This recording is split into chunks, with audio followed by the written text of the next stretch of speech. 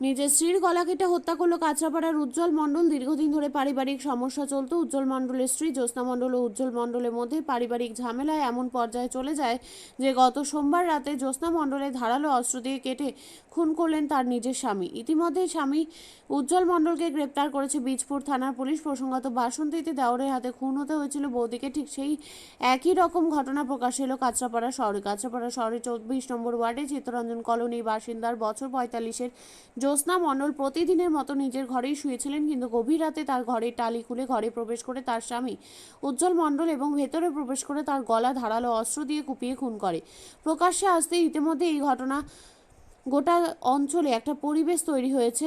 সে জানা যায় প্রতিবেশী ও তার থেকে জানা যায় এর আগেও বহুবার তার শাশুড়িকে তার শ্বশুর প্রাণে মারার হুঁশিয়ারি দিয়েছিল। ঠিক গত সোমবার তার শেষ পর্যায়ে পৌঁছে যায়। তার শ্বশুরমশাই কঠোর থেকে কঠোরতম শাস্তির দাবি করেছে তার বৌমা সহ প্রতিবেশীরা। ঘটনাটা কি ঘটেছিল? আমার শ্বশুরের সন্দেহ রোগ ছিল, আমার শাশুড়ির ওপর সন্দেহ করতো। এর আগেও আমার শাশুড়িকে মারধর করতো, মেরে 30খানা সেলাই ফেলেছিল। তারপর উনি বাড়ি থেকে বেরিয়েই গেছিল। তারপর কালকে দুদিন আগে আমাদের বাড়িতে অনুষ্ঠান হয়েছে, এটা ওনার সহ্য হয়নি। তারপর কালকে রাতে আমার শ্বশুর টালি খুলে ঢুকে আমার শাশুড়িকে মেরেছে, গলা কেটে দিয়েছে। কখন ঢুকেছিল? ভোরবেলা, নালে ভোরবেলার দিকেই ঢুকেছে, কেন কি আমরা 1:30-2টো অবধি জেগেছিলাম। আপনার শাশুড়িকে সন্দেহ কি নিয়ে করতো মূলত? কি উনি অন্য কারোর সাথে চক্কর আছে, এটাই সন্দেহ করছে। আপনার শাশুড়ির বয়স কত? 45। নাম? জ্যোৎস্না মণ্ডল। আর প্রথম দেখতে পাই কে তার এই রকম আমি অবস্থা? দেখতে পেয়েছি। আপনি কোথায় ছিলেন? আমি ঘর থেকে বেরিয়ে কাজ বাজ করবো বলে বেরিয়েছি। আমার শাশুড়ি এত দেরি অবধি ঘুমায় না, আমি ভাবলাম শরীরটা খারাপ। আর তারপর উঠে দেখছি টালি খোলা আমাদের। তারপর আমার শাশুড়িকে তুলছি, কি কেউ চোট ঠোট ঢুকেছে, তাই জন্য তুলতে গেছি। তখন দেখছি ওনার গলাটা কাটা। আপনার শাশুড়ি কোন ঘরে ঘুমান? এই মাঝখানের ঘরে। আর আপনি? আমি পেছনের ঘরে ঘুমাই। মানে আমাদের দরজা এইটা আছে, মাঝখানে ঘরেও আছে। আমরা একই সাথেই থাকি, কিন্তু আলাদা আলাদা রুমে ঘুমাই। আমার রুম থেকে যখন বেরিয়ে আমি ওনার রুমে যাই, আমি ভোরবেলা উঠে ওনার রুম থেকে ওনার রুমে গিয়ে তারপর আমি এই দরজা থেকেই বেরিয়ে আমি কাজ বাজ করি।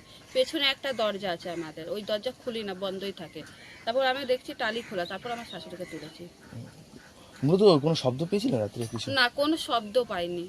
আমরা 1:30-2টোর সময় ঘুমিয়েছি। তাহলে এমন গলা কেটে দিল, কোনো শব্দ হলো না, আপনি পাশের ঘরে গিয়ে বুঝতে পারলেন না? এটা সব আমরা যদি বুঝতে পারতাম তাহলে কি আমরা মারতে দিতাম? এর আগেও যখন মেরেছে আমরা ডাক্তারের কাছে নিয়ে গেছি, সুস্থ করেছি। আমি যখন প্রেগনেন্ট ছিলাম তখনও আমার শ্বশুর আমাকে মেরেছিল। এরকম কি লাগাতার উনি করে? হ্যাঁ। উনি পেশায় কি করেন? উনি ভ্যান চালায়। নেশা করেন? হ্যাঁ, নেশা করে। এখন আপনারা কি চাইছেন? আমি চাই আমার শ্বশুরের ফাঁসি হোক। শ্বশুরের নাম? উজ্জ্বল মণ্ডল। আপনার নাম? পূজা মণ্ডল। এখন কি কোথায় আছে আপনার শ্বশুর? জেলে আছে। শ্বশুরমশাই জেলে রয়েছে? হ্যাঁ, থানায় নিয়ে গেছে ওনারে। আপনাদের বাড়ি? আমাদের বাড়ি হালিশহর পাইপলাইন, নতুন পল্লী। স্পট কর। এই যে আপনার বাড়ির পাশে এই যে এরকম একটা ঘটনা ঘটলো, কি বলবো? আগেও এরকম একবার করেছিল, উনি একবার মাথা ফাটিয়েছিল। আমরা ভাবতে পারিনি এরকমভাবে মেরে ফেলবে একদম। উনি আগেও অত্যাচার করতো, মারধর করতো, এবং তার আগেও একবার মাথা ফাটিয়ে পুরো দিয়েছিল। সেই সময় রাত ফুল তুলতে গেছিলো, সেই সময় এরকম করেছিল। তারপরে আবার আজকে ফের এইবারও আবার ছেলে আছে একটা ছোট, তার উপরেও প্রতিশোধ নেওয়ার আবার ইচ্ছা করতে পারে। এই যে বাড়ির পাশে এরকম ঘটনা সাক্ষী, এটা তো নিজেদের পরিবারের উপরও অনেকটা প্রভাব ফেলে। সেই জায়গায় কি বলবে আপনারা? এখন এই উজ্জ্বল মণ্ডল ব্যক্তিটা কেমন ছিল? আমি যখন প্রথম বিয়ে হয়ে এসেছি তখন আমি ভালোই দেখেছিলাম, কোনো অশান্তি ছিল না, বাড়িতে মিশুকা ছিল। কিন্তু যত দিন যায় তারপর পরে আস্তে আস্তে এরকম মিশে হয়, মানে অবনতি হয় পরিবারের। ওই ফ্যামিলির সম্বন্ধে টুকটাক ঝামেলা তো সব পরিবারে হয়, হতে হতে হতে তো একটা বড় সড়ো ঝামেলা এদের মধ্যে চালু হয়ে যায়। জ্যোৎস্না মণ্ডল কেমন ছিল? ভালোই ছিল উনি। উনি কোনো সময় কারোর সাথে খারাপ ব্যবহার করতো না অতটা, উনি খুব ভালোই ছিল। আপনি ওই যে উজ্জ্বল মণ্ডল কি নেশা টেশা করতেন? হ্যাঁ, উনি নেশা করতেন। উনি কি শুধু ওনার পরিবারে না পার্শ্ববর্তী লোকেদের সাথেও ঝোট ঝামেলা করতেন?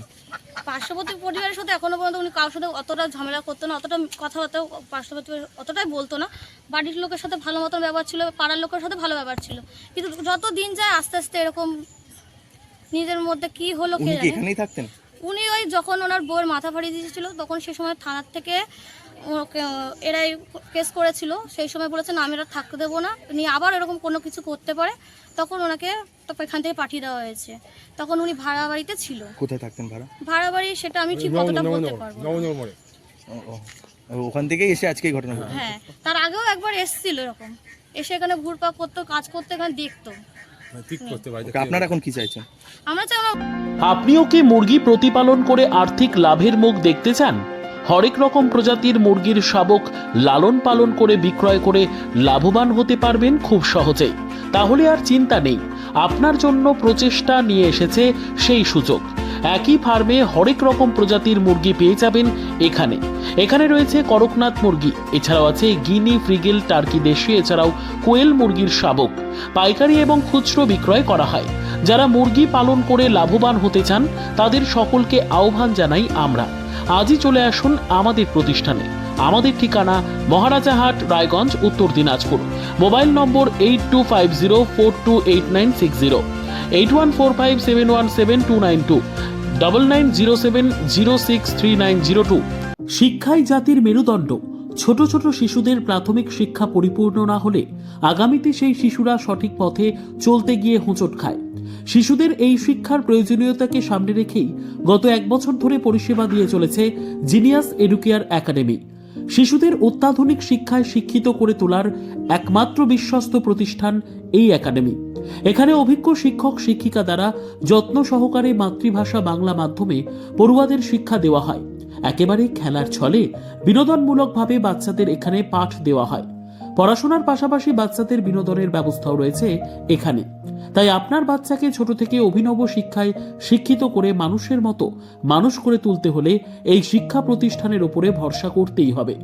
আমাদের ঠিকানা জিনিয়াস এডুকেয়ার একাডেমি, স্থান ঘুঘুডাঙ্গা মোড়, পোস্ট ভূপালপুর, রায়গঞ্জ, উত্তর দিনাজপুর।